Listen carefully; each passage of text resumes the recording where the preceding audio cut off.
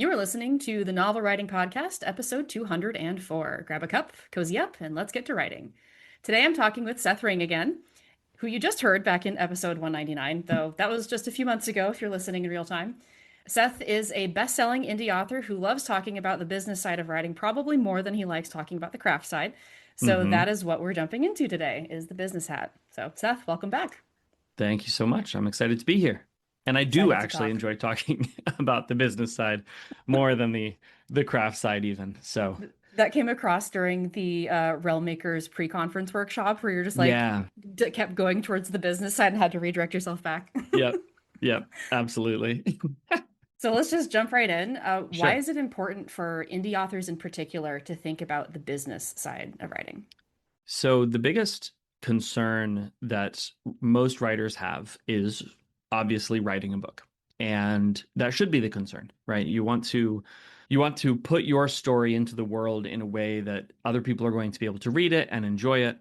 But that's for writers. If you want to be an author, and specifically you want to be an indie author, then you also have to sell books. And if you don't sell books, nobody's going to end up reading them because the mechanism for how we as writers get our work into other people's hands is by selling it. And so I think just at a very fundamental level, it's incredibly important that if someone wants to pursue writing as a career, that is to be an author, that they spend time understanding the processes and the mechanics behind why people buy, and they spend time understanding how to best sell their own work. Now, if you're going the trad route, then the idea behind trad is that somebody else is going to do that for you. Somebody else is going to sell your book for you. In actuality, it almost never happens.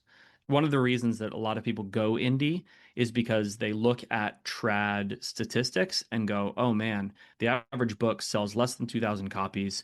The average author never earns out their advance. The average advance is less than $5,000. You cannot, if you're writing one book a year and selling it to a traditional publishing company, you cannot make a living on $5,000 a year. And that's only if you can actually get an advance like that. Most new authors going in to the trad space aren't getting advances at all. And that's really unfortunate because what it means is that if you take that route, the chances of your book being seen are actually minuscule. On the other hand, if you just jump into the indie world, I think it's a better path in general, especially for new authors. But if you just jump in and you have no idea how to sell your book, you're going to find yourself in the same frustrating position where you are writing a good book and you're trying to put it into people's hands so they can read it and enjoy it. And then nothing happens because believe it or not, the system is not automated. You are the one who has to actually sell your book. And I think a lot of people don't realize when they become an author that being an author is actually having two jobs. It's being a writer, writing the book, and it's also being a bookseller, right? Actually getting your book into other people's hands. So that's why I like talking about this so much. That's why I think it's so important. Becoming an author completely changed my life, and learning about the business side changed it even more. So I like to talk to other people about that, and hopefully we can get more people into that space where not only are they getting to write the books that they want to write and tell the stories they want to tell, but they're also getting to sell the books to people, get them into other people's hands, and make a living doing this very thing. I like that you're separating author from writer because hmm I tend to conflate the two, but lean towards like, oh, if you're writing, like, yeah, you're an author, you authored something. But Right. no, if you write something, you're a writer. If you are selling it or making money with it in some capacity, or you at least intend to, then that's what makes Yeah. you an author. Yeah, and I think that's a really good clarification. You don't have to sell a lot of books to be an author. You don't have to sell one book to be an author, but you do have to intend to sell your book, right? And if you're going to intend to sell your book, then we'd much rather you succeed than not. And so it's that intention and then acting on that intention that I think is really important for people to understand. It's like the IRS defining what makes a business. It's if you intend to make money with it, it's That's not a right. hobby. That's right. Which is a good thing because I've had some businesses that did not make money. So, Same. yeah. Yeah. Yeah. It's a common problem. Yeah. I also like that you brought up the statistics on traditional publishers. Mhm. I listened to an episode from the Novel Marketing Podcast probably a year or so ago, and they were talking about how a lot of the statistics are so inflated by the big five, like the people who Yes. make the most money out of the big five, like big name Yes. authors. And because that inflates the count so much, like it's not even that books aren't going to sell 2,000 copies, it's that they're not going to sell 12, which is a Correct. huge, huge difference. Yeah, when you chop out the top, 1% of authors, the number drops from 2000 to like 12, Yeah. right? It's insane. But you have to think that, for every person in that 1% who is selling a million copies, there are how many other authors who are literally selling zero in Yeah. order to get that million copy number down to 2000 even. That's the average across all authors. And so you have to include not just the people in your own genre, but you have to include all nonfiction. You have to include, cookbooks, everything, right? It is it is just the chances of success are in the traditional market are statistically almost zero. But that's not the story we hear, and that's not what we want to believe, right? That's not the narrative that we want to believe. We see the people who are paraded around as like, hey, look, this person had a debut novel and it sold 200,000 copies and they're making all of this money and their next, series is going to be optioned for a movie and like we hear that. That's one person out of the I don't know, 10, 20, 30, 40,000 people who tried Yeah. that year. Like it's just not a viable path in the unless you're I mean, you can Unless always you're get hit like, by lightning, right? right, you can get hit by lightning, but if people want to go traditional, it might be better to think about if you're going traditional for like the brand recognition, but you still That's have right. to do the work to market. Well, so that's the other piece of this that nobody ever talks about, which is that your platform is your platform. I know people who have gotten turned down for traditional deals, not because their book wasn't good enough, but because they didn't have a big enough platform yet. And so they were told you need to go and build a marketing platform for yourself so that when we get your excellent book, we can sell it. Like, hold on, wait a second. That's a little bit backwards. If you're going to do all of the work, why would you give up 95% of the profit of your story? You're doing all the work. Like, you might as well make the money.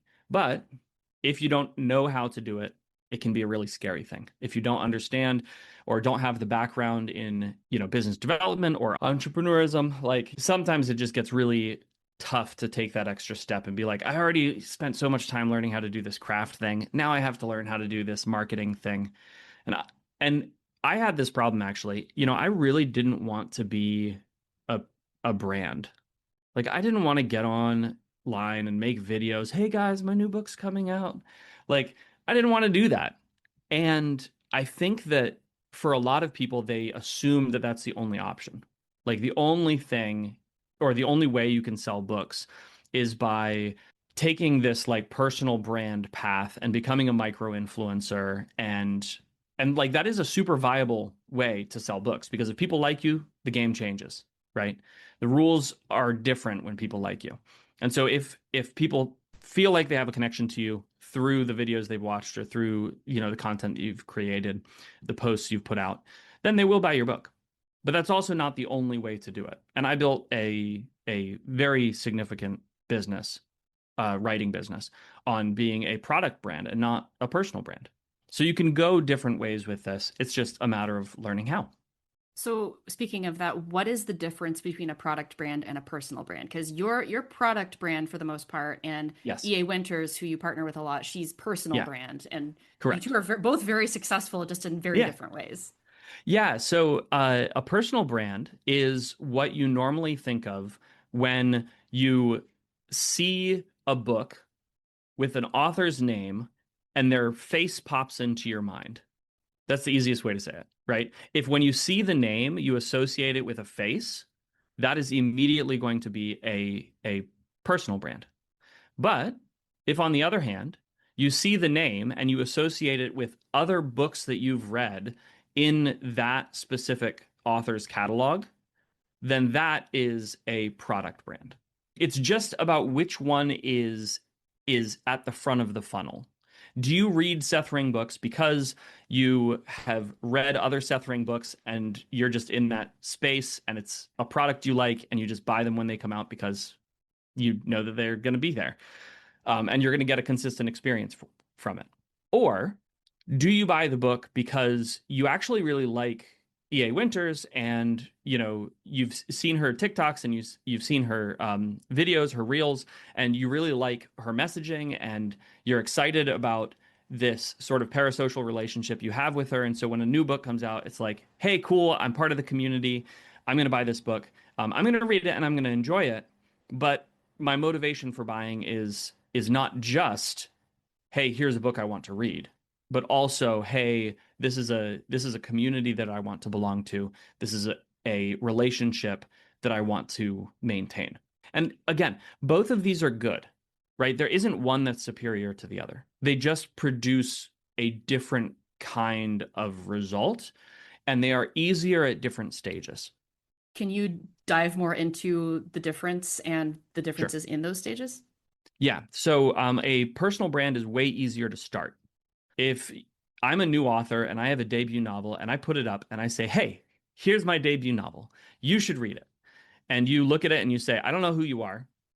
All I have to go on is the cover and the title and the blurb, right? And maybe a few reviews if you have a few reviews. I might give it a chance.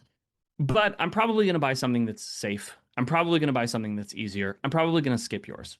So that's the position that all new authors are in. If I have a personal brand, I can get on TikTok, I can get on Facebook, I can get on YouTube, I can get on wherever, and I can say, "Hey, I'm a real person and I wrote this book and this is going to be great for you if you check these boxes." And then if you read my book and I'm right, then you're going to associate me with having some level of expertise. Me, I have some authority now because I've told you something and it has been proven true. And then if you get into my comments and you're like, hey, this book was great, and I reply back to you, thanks. This is, I'm so glad that you read it. Make sure to recommend it to your friends, make sure to leave a review, et cetera, et cetera. And then as you engage with my community, you find other people who are engaging with me and other people who you can engage with. And then my new book comes out and I get on there and I'm like, hey, everybody buy my book. That's a much easier way to spin up a writing business than to just say, I'm literally just going to put out another book. I'm going to do sort of the bare minimum to announce it. I'm not going to include my face. I'm not going to be a real person to you. All I am is a book. And if you like my book, cool. Go read the next book. Go read the next book. Maybe get on a newsletter where I post, hey, my new book came out. And that's it. In the same way that a product company would say, hey, come buy our soap. Hey, we have a new scent of soap. Like, hey, come buy our soap. Like, it's just a thing that you buy, you consume, and that's what the relationship is. You're not jumping into a community. You're not jumping into a relationship with other people who also like this thing. I mean, maybe you'll find somebody. You'll be walking down the street and be like, oh, hey, I read these books. You read these books. Cool. We can have something to chat about. But that's the sum total of the interaction around it, right? It's like it's incidental to your enjoyment of the thing. That's a lot harder to start because it relies not on network effect. Having a relationship with someone creates a network effect. So it's easier to grow. On the other hand, having a steady product produces more customers in the long term. And the reason is because your your average person can only maintain so many relationships in their life, and that includes parasocial relationships, which means that you are constantly fighting to stay top of mind for these people. And then eventually they will find other people to have parasocial relationships with, or they might not, they may. And then when your book comes out, they'll be like, eh, I'm reading something else. I'm engaged with another author. And so it's harder to scale that personal brand. Additionally, because by the time you are making like money doing it, it's a tremendous amount of work. You have to post content all the time. You have to reply to comments all the time. You have to spend a tremendous amount of your attention and energy in creating the community and maintaining the community. Now, eventually, you have enough money to hire people who can do some of that work for you.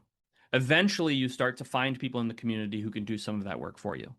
And so, after it is hard to scale, it then becomes easier to scale.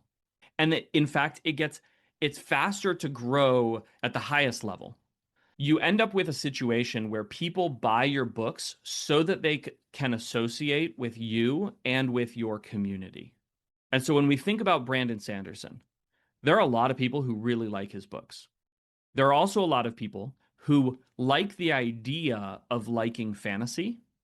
And Brandon Sanderson is the only fantasy author they'll read because they're not actually incredibly interested in reading a lot of fantasy, but they need something.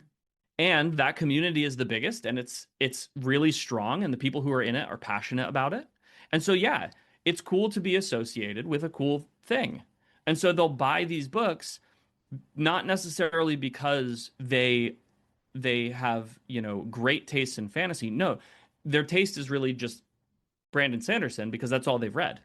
But they're going to be associated with something cool. Yeah. And that has value in and of itself. Then on the other side, a product brand is easier to scale in the middle because it's so consistent. You are getting the same thing every single time. People know it's safe, people can trust it.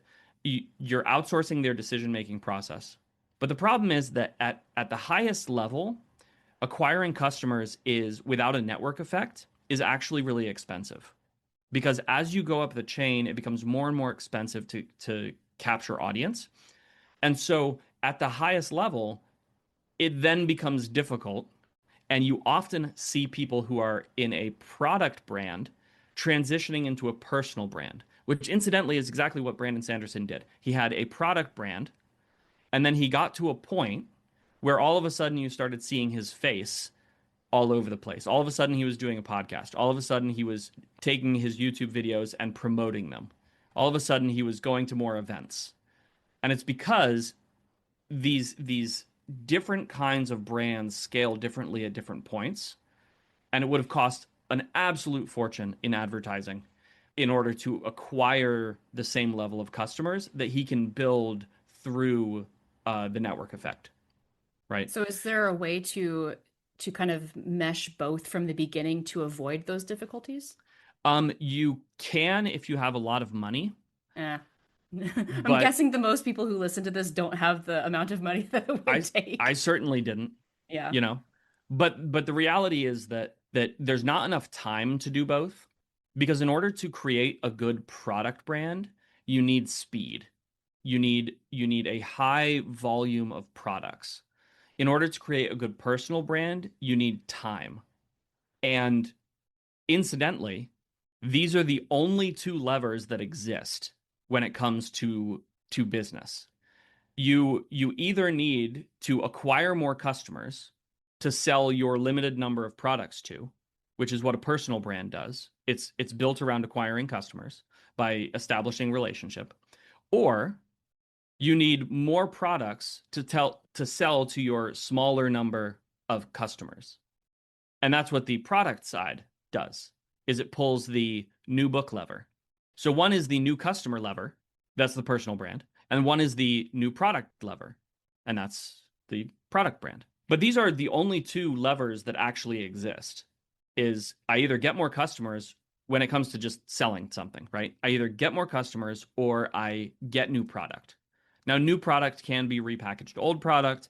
There's some nuance there, but a new thing that somebody will buy is really just what a new product is. So how might somebody who's just starting out choose which one to do? And can you like pick broad product at first and then be like, oh wait, this isn't going to work, switch to personal? Yeah, absolutely. Absolutely. And throughout your career as an author, you're going to be switching back and forth by necessity, right? Okay. I spent the first 3 years of my author career, I built a full-time, six-figure author career as a product brand. Nobody knew what I looked like. I was posting never. I would forget to promote launches. I just I just pulled the lever. And and it worked because I had set myself up to be able to capture initial audience and then prove to them that I was going to deliver incredibly consistently, incredibly just the same kind of quality every single time. And in fact, the key to a product brand is not the same quality, it's a constantly increasing level of quality, which if you're a writer, you should be doing anyways, right? Every book you write should be better than the last one. You're always improving your craft. But the key to a product brand that works is really just that ever increasing level of quality. Now, I got into this and was really depressed because I thought I had to be a personal brand. And then I was like, you know what? That's stupid. I'm just going to run it differently and see if it works. And it did work. But then, after about 3 years, I realized, oh man, actually, if I want to keep growing my audience, it's getting too expensive for me to grow my audience the way I have been, and it's too time consuming. I need to actually start including some personal branding. And so I started switching. I started transitioning into having a personal brand at all, because before that, I just didn't have a personal brand at all. At the time, I had one of the highest performing lit RPG books on the market, and nobody had any clue who I was. I was just a name on the book, right? Which is totally fine. I then had to start shifting into more of a personal brand. And I've done that. I've switched into more of a personal brand. More people know who I am. If you say Seth Rings, a fair number of my audience is going to have a picture of my a face, in their mind. But I'm now in the process of switching back into product brand.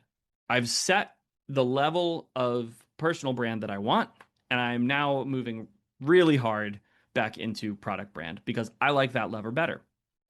And this is what is necessary. You have to decide which lever you want to pull. Do you want to write 2 to 3 books a year? Then you're probably going to need a personal brand. Do you want to write 5 to 10 books a year? Then you can run a product brand.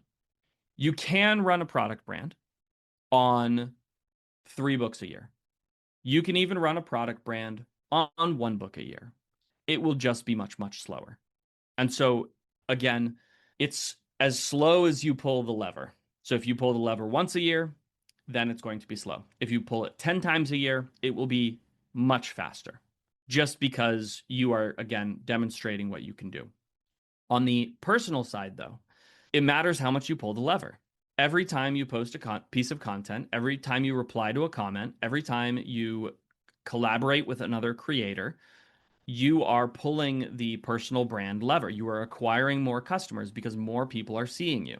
And what people don't realize is that just like a product brand scales with the number of books you release, a personal brand scales with the amount of content that you put out. And so the solution, if you are trying to build a personal brand and it is not going quickly, is to simply 10x the amount of content that you put out while maintaining the quality. In 10 the same way, times. right? Ouch. Right? In the same way that if I'm putting out 1 book a year and that's my product brand is not going as fast as I want, the only actual solution is to 10x the number of books. Whether I do that over 1 year or 2 years or 3 years, I have to increase the volume if I want to see a higher result. And this is again one of those pieces of the business side that I think people just don't intuitively understand. And it catches them off guard when they eventually realize it. But also nobody talks about it. The single most impactful thing you can do in a business is more of whatever it is you're doing.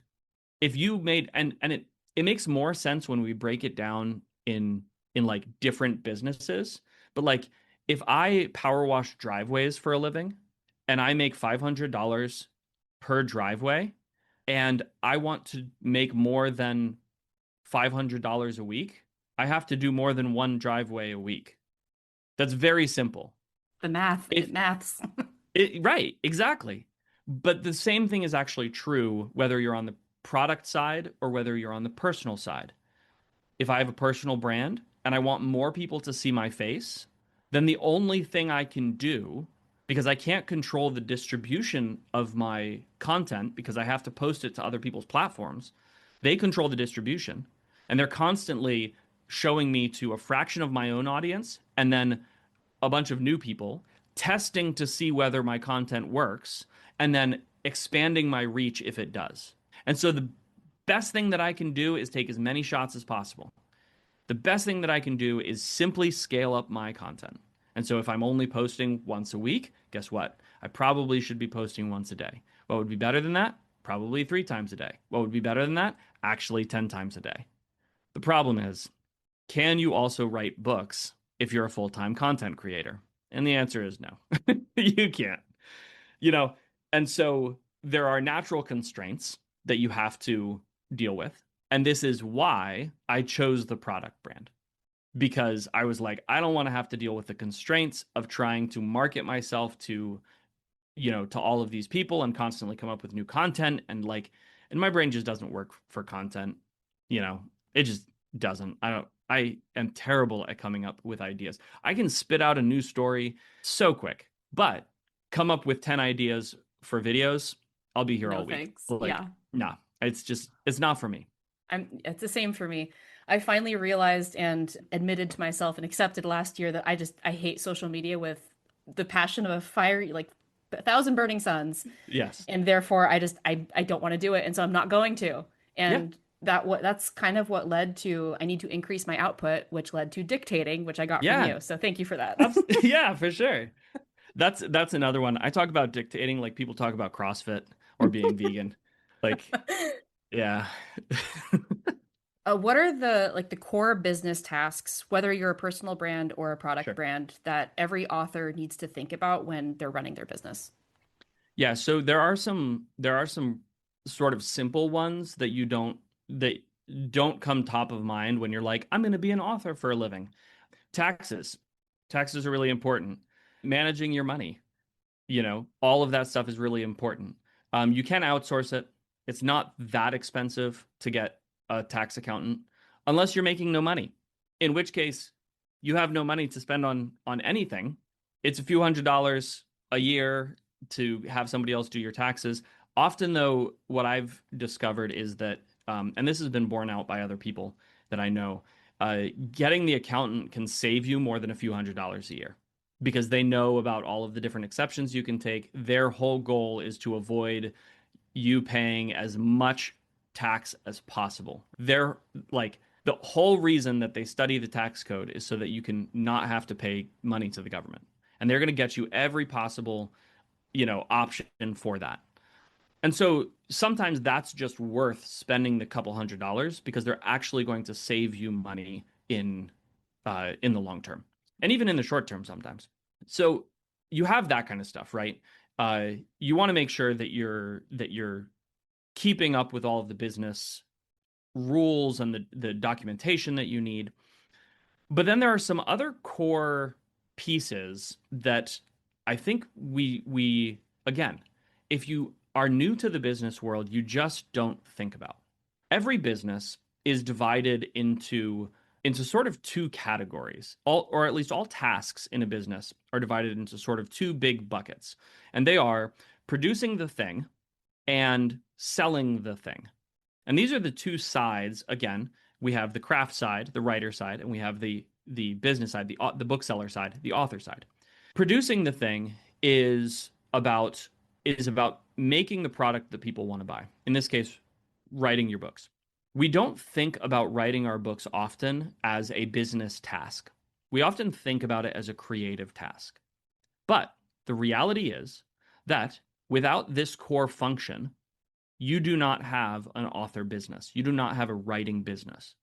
You have a content creator business if you're a personal brand. You just don't have a business at all if you're a product brand because you have no product. But you have to make the thing, and you have to make it fast enough that you don't just fall off of people's radar. If you're an indie author, one book every few years won't cut it. Chances are one book a year also won't cut it because the competition is just very stiff. And I know that this isn't always the most popular advice. And the reason it's not the most popular advice is because we all have these pressures that we don't get to control. If I'm starting out as an author, and believe me, I lived in this world for years. If I'm starting out as an author, I have to make money somehow. And if I'm not making it from selling books, then I have to have a job. And that takes up time.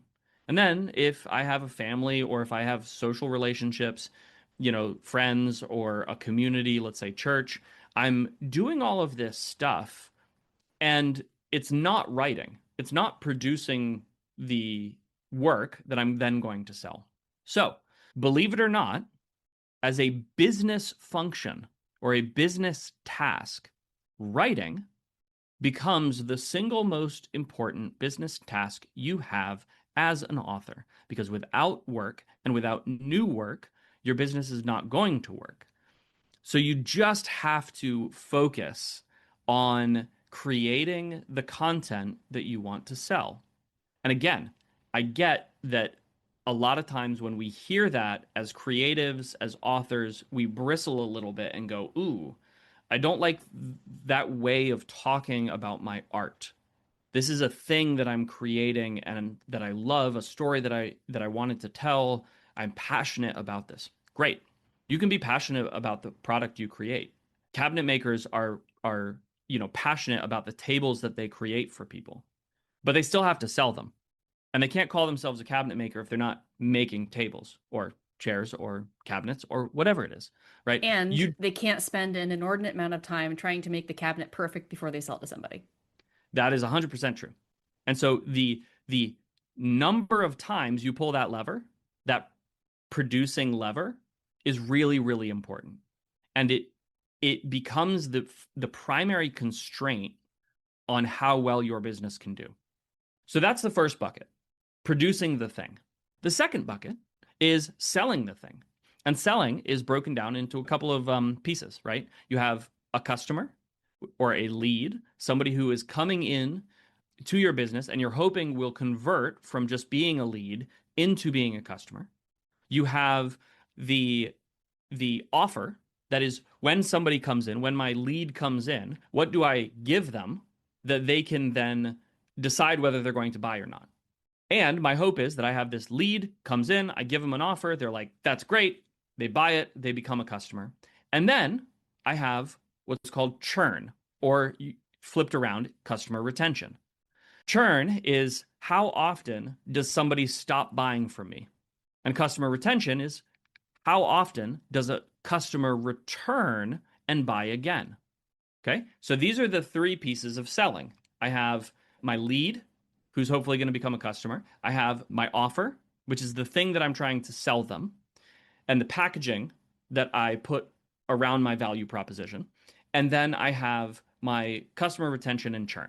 And if you can understand these three different things, if you can understand who your customer is, so that every time you shout out into the void, hey, come buy my product, the right person walks in the door, the person with the highest degree of likelihood of saying, yes, that's exactly what I want. If that person comes in, then that means that my leads are going to be cheap. I won't have to spend a lot of either time or attention or money acquiring this lead. Then, if my offer is really good, if it's packaged properly, if my title and my blurb and my cover all work together to sell the product well, and if I understand my sales pitch, right, whether it's written down, whether it's in a video, whether I'm giving it to somebody else to promote for me, however, whatever it is, that communicates most clearly, this is what you're going to get for this amount of money, then I'll end up having the highest number of those customers who walk in the door say yes, which again makes them cheaper. And on the back end, I'll have the highest number of people who are satisfied with the product and want to come back, which makes my retention higher. Now, retention, the last piece of this is how do I get my customer to come back and not just forget about my existence? Because if they forget about my existence, I have to acquire them again. I have to pay something, whether it's money or time or my focus. I have to pay something in order to get them again. And so, ultimately, this is why we say books sell books. Because books sell books, it fits all three of these things. It says, okay, new customer is coming in. They're going to see my books. They're going to see that I have a lot of books. Hopefully, they're going to see that my reviews are good. That, in and of itself, is going to give me authority to say, oh, I probably want to read this author. They're going to come in, they're going to see my covers, they're going to see my titles, they're going to see my blurbs. As long as that meets their expectation, and I've done my due diligence there, they're going to say, yeah, I'll give this person a try because there are lots of books. And so if I like this, it's a relatively safe bet. If I don't like it, I can bounce. But if I like it, the value proposition is super high. I'm going to have stuff to read forever. And so they're more likely to say yes. And then on the back end, as long as my read through is good, as long as I'm actually delivering on the promise and they are actually moving to the next book, then my customer retention is going to be really high. I'm not going to have very high churn, and it's going to be that much cheaper to acquire new customers because every single one is going to stay longer and buy more. And so that's the other big bucket is selling books. Identifying your customer, getting your offer correct, and then minimizing your churn or maximizing your customer retention. Which just highlights the importance of the backlist.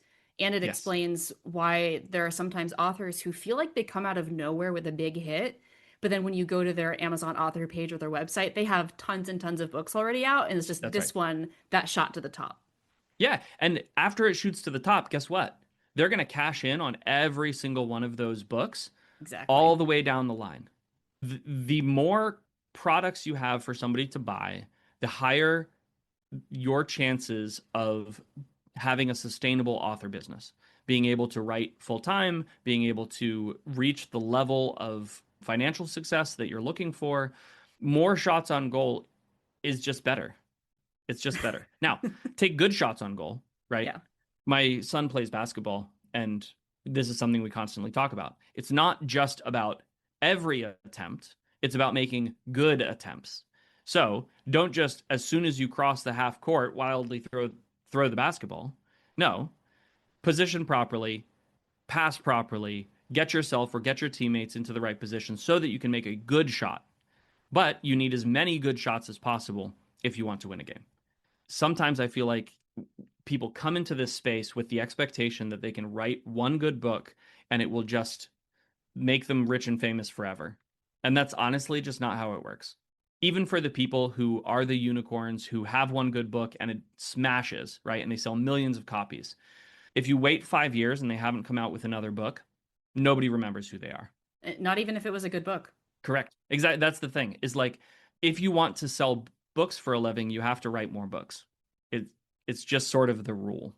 And yeah. I think we might have to turn this into a two-parter because we're coming up No close worries. to the hour. If you're open to it, then we can come back and do a second part. Yes, please.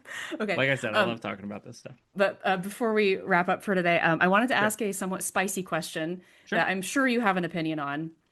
What do you think of free opt-ins to a newsletter like a novella or a Mm, short story where mm. you're not making money from it, but you're getting subscribers? I think it worked during a specific period of the internet, and I don't think it works anymore. And I have anecdotal data to back that up, and I have actual data to back that up. The quality of your lead in our current environment matters so much more than the volume of the lead. Yeah. And the reason is because there is more content now.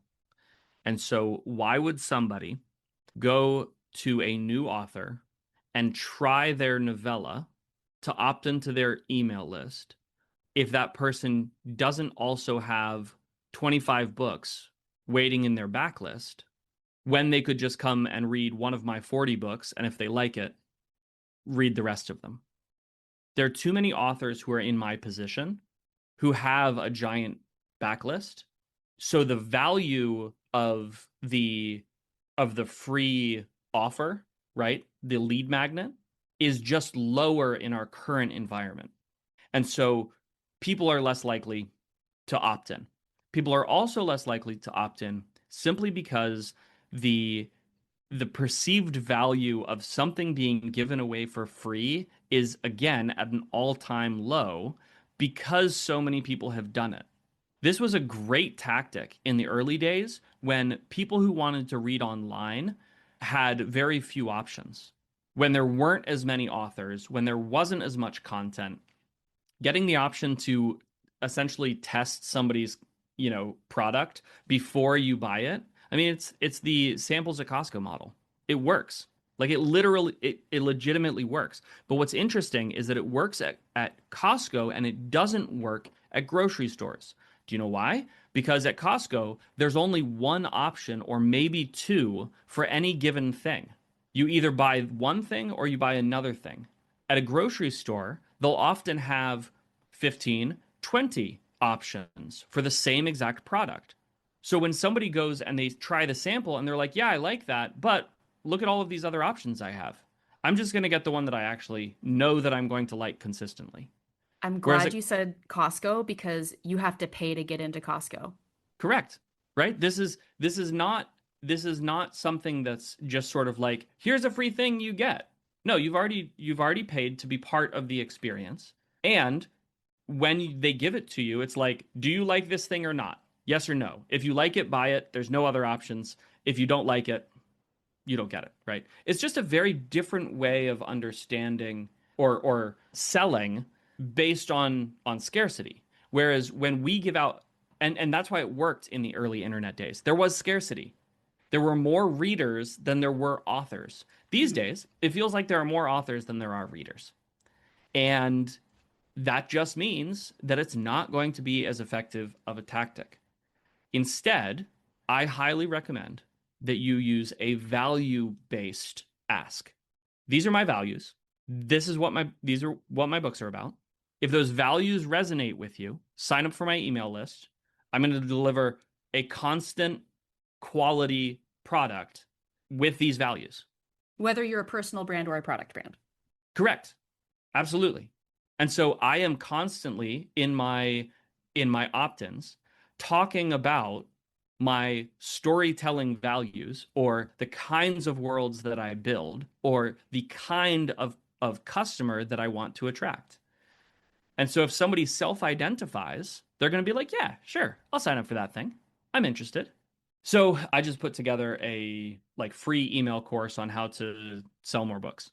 And it's really just 5 emails that you get, and they are absolutely free. And then during the email chain, I tried to sell you something because why else would I do it?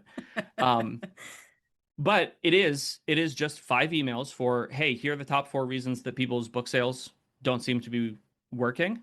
And here are the mistakes that they make. And here are some practical, like 2 practical solutions that you can execute on immediately, right? 2 tactical things that you can do. Very simple. The way I advertise it is also very simple. Are your book sales not where you want them to be? Sign up for the email list. I'll tell you Right. what you can do about it. We're hitting the pain point real well.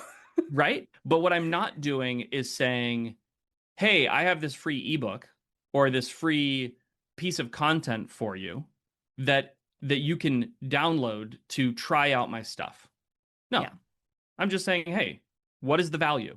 Like what is the pain point? What is the thing that is going to make you self-identify?" And I think this is what's really important. You want the customer to self-identify and opt in themselves. So Yeah. it's not just, I might read that. The statistics around the number of people who download a free thing and then read it are abysmal. Pretty low. It's pretty insane. And so you might as well just skip the free thing, incorporate that content into something that you can monetize, and just say, hey, if you self identify as somebody who should be in my audience, come on, join us. We're going to have a good time. I think that is a great place to wrap up part one, which is, I did not expect this to be part one, but now it's part one. So before we hop off, can you remind our listeners what is the best way to contact you online before we go to part Sure. two? Yeah. So, I mean, SethRing.com is my website. If you're interested in business stuff around being an author, my YouTube channel is a pretty good way. Though I'm not really making videos as You're much streaming. anymore. I'm streaming every day. And the reason I'm not making videos is because I'm streaming every day. So I stream writing sprints. But SethRing.com will get you where you need to go. Perfect. All right. Thank you for coming on. I'll see you again for part two shortly. Sounds good. All right, everybody. That is today's episode. Thanks for joining us. And remember that the first draft is supposed to be garbage. The Novel Writing Podcast is a production of Colleen Mitchell Writes. For more writing resources, including Curios, Tally Inc. author surfaces, and the 60-day novel writing challenge, check out the links in the description.